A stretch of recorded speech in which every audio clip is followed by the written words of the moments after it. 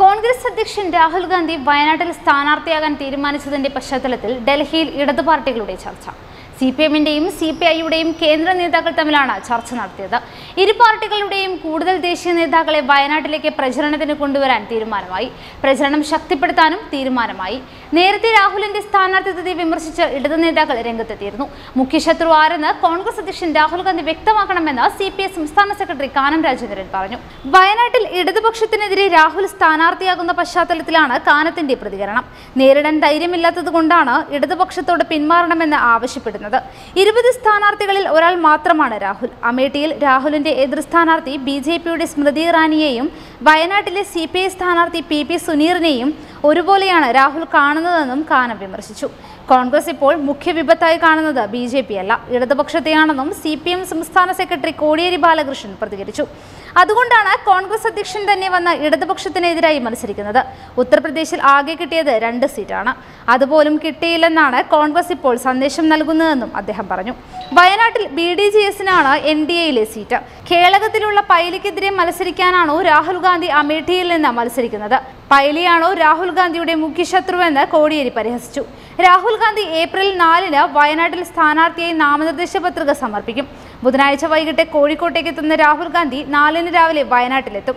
AICCയുടെ സംഘടനാ ചുമതലയുള്ള general secretary KC വേണുഗോപാലിനാണ് പത്രിക സമർപ്പണത്തിന്റെ ക്രമീകരണ ചുമതല.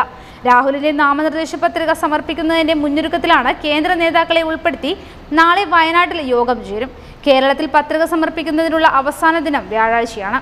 അതേസമയം സുരക്ഷാ കാര്യങ്ങൾ പരിശോധിക്കാൻ SPG സംഘം ഇന്ന് വയനാട്ടിലെത്തും. മാവോയിസ്റ്റ് ഭീഷണിയുടെ പശ്ചാത്തലത്തിൽ കനത്ത സുരക്ഷയാകും വയനാട്ടിൽ ഒരുക്കുക. വയനാട്ടിലേക്കുള്ള രാഹുൽ ഗാന്ധിയുടെ ആദ്യവരവ് ആഘോഷമാക്കാനുള്ള തയ്യാറെടുപ്പിലാണ് ഡൽഹിയിലെ കോൺഗ്രസ് നേതൃത്വം. ദക്ഷിണേന്ത്യയെ ഹൃദയത്തോട് ചേർത്ത് നിർത്താനാണ് വയനാട്ടിൽ രാഹുൽ മത്സരിക്കുന്നതെന്ന പ്രചരണം കോൺഗ്രസ് ശക്തമാക്കും. ആദിവാസി മേഖലയായ വയനാട് രാഹുൽ എന്ന ദരിദ്രന്റെ നേതാവെന്ന പ്രതിച്ഛായ വർദ്ധിപ്പിക്കുമെന്ന് പാർട്ടി കരുതുന്നു. 20 ദിവസത്തിൽ താഴെ മാത്രമേ രാഹുലിന് വയനാട്ടിൽ പ്രചരണത്തിന് സമയം ലഭിക്കൂ. അതിനിടയിൽ 1ഉം 2ഉം ഘട്ട തെരഞ്ഞെടുപ്പ് നടക്കുന്ന സംസ്ഥാനങ്ങളിലും രാഹുലിന് എത്തേണ്ടതുണ്ട്. ഇതിനിടെ അമേഠിയിലെ നാമനിർദ്ദേശ പത്രികാ സമർപ്പണവും പ്രചരണ പരിപാടികളുമുണ്ട്. അതുകൊണ്ട് തന്നെ അദ്ദേഹത്തിന് വയനാട്ടിൽ ക്യാമ്പ് ചെയ്തുള്ള പ്രചരണത്തിന് എത്ര ദിവസങ്ങൾ ലഭിക്കുമെന്ന് വ്യക്തമല്ല. രാഹുലിന് വേണ്ടി സോണിയാഗാന്ധിയും പ്രിയങ്ക ഗാന്ധിയും വയനാട്ടിൽ പ്രചരണത്തിന് എത്തിയേക്കുമെന്നും റിപ്പോർട്ടുകളുണ്ട്. ദേശീയ തലത്തിലെ മതനിരപേക്ഷ കൂട്ടായ്മയിൽ നിന്നും കോൺഗ്രസിനെ ഒഴിവാക്കാനാണ് ഇടതു പാർട്ടികളുടെ തീരുമാനം. പുതിയ ദേശീയ ബദലാണ് ലക്ഷ്യം. BSP SP പോലുള്ള പ്രാദേശിക പാർട്ടികളുടെ കൂട്ടായ്മയെ പ്രോത്സാഹിപ്പിക്കാനാണ് ഇടതുപക്ഷത്തിന്റെ നീക്കം. രാഹുലിന് പകരം മായാവതിയെ ദേശീയ ബദലിന്റെ തലപ്പത്ത് വാഴിക്കാനാണ് നീക്കം. ഈ സാഹചര്യത്തിൽ കോൺഗ്രസ് കാഴ്ചക്കാരുടെ സ്ഥാനത്താകും. രാഹുൽ സ്ഥാനാർത്ഥിയാകുന്നതോടെ കോൺഗ്രസുമായി കൈകോർക്കേണ്ട എന്ന തീരുമാനത്തിലേക്ക് ഇടതുപക്ഷം എത്തിക്കഴിഞ്ഞു. പശ്ചിമ ബംഗാളിൽ ഇരു പാർട്ടികളും സഖ്യത്തിൽ വന്നെങ്കിലും ഇനിയും തുടർന്ന് മുന്നോട്ട് പോകാൻ സാധ്യതയില്ല.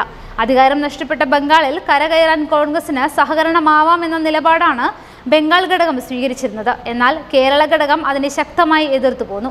ഈ പശ്ചാത്തലത്തിലാണ് പുതിയ ദേശീയ ബദൽ എന്ന ആശയം മുന്നോട്ട് വയ്ക്കുന്നത്.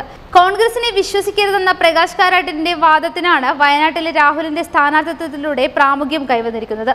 യെച്ചൂരിക്കും ഏറ്റ വൻ തിരിച്ചടിയാണത്. ഇതോടെ BSP നേതാവ് മായാവതിയെ ഉയർത്തി കോൺഗ്രസിന്റെ കേന്ദ്രഭരണ സാധ്യതകളെ അട്ടിമറിക്കാനാണ് ഇടതിന്റെ നീക്കം.